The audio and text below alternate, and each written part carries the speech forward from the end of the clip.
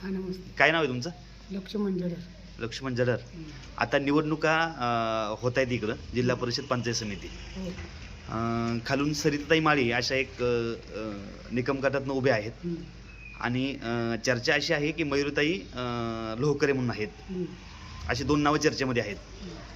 असं क्लिअर नाही, परंतु चर्चा आहे या दोन नावांची. तर अशी लढत झाली तर काय होऊ शकेल?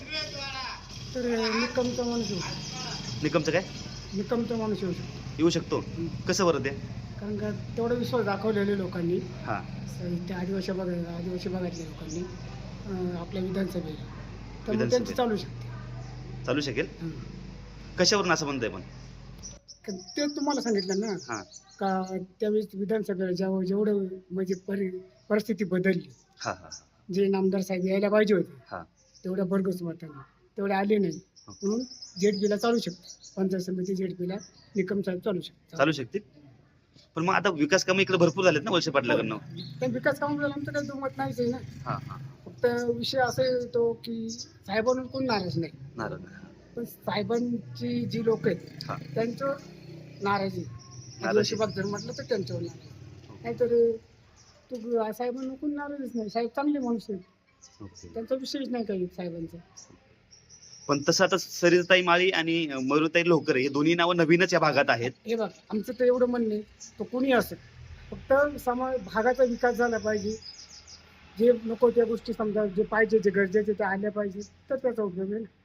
म्हणजे इकडे निकम साहेबाची हवा आहे. हा हो, चालणारच. चालणार? हा चालणार. मग तुमचं म्हणणं आहे त्या दोघींची जर लढत झाली समजा सरिताताई माळी आणि मयुरताई लोहकरे, तर याच्यामध्ये मग लोक पसंती कोणाला देऊ शकतील या भागातून? विषय कसा आहे तुम्हाला सांगू का? हा. आता जे माळी आहेत, हा.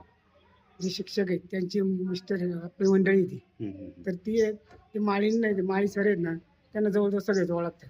ओके. तसे ते लोकर कोण येत नाही, त्यांना कोण जास्त इकडे काही ओळखत नाही. नाही, ते इंदुताई लोहकरे जे आहेत ना, त्यांच्या सुनबाई आहेत त्या. सुनबाई आहेत का? ते आता तुम्ही सांगताय म्हणून आम्हाला माहित आहे. ओके.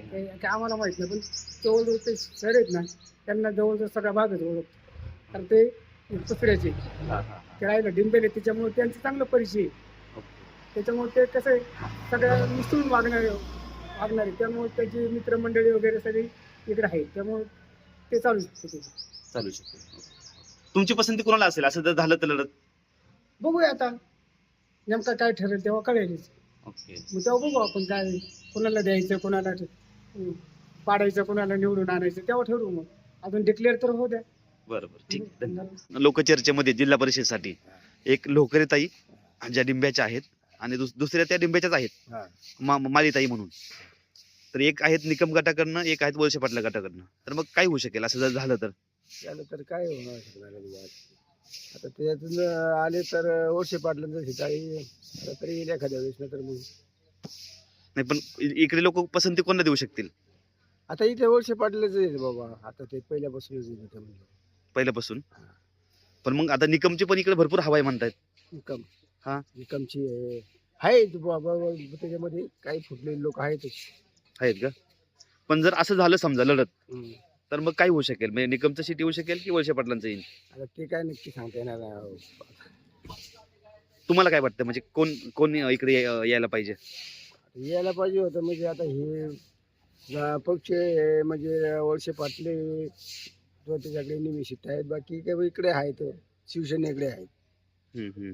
असे नाही, पण जर असं झालं समजा की म्हणजे लोहकरेताई आणि माळीताई, तर इकडे ह्या भागातून पसंती कोणाला जाईल जास्त? लोकरे आहे. लोहकरेबाईला. कशामुळे त्यांना? लोकरे बाई बाबा फिरते भागात येते म्हणून. फिरतात म्हणून. ओके. म्हणजे थोडक्यात इकडे वळसे पाटला सीट येऊ शकेल असं म्हणताय जिल्हा परिषदला?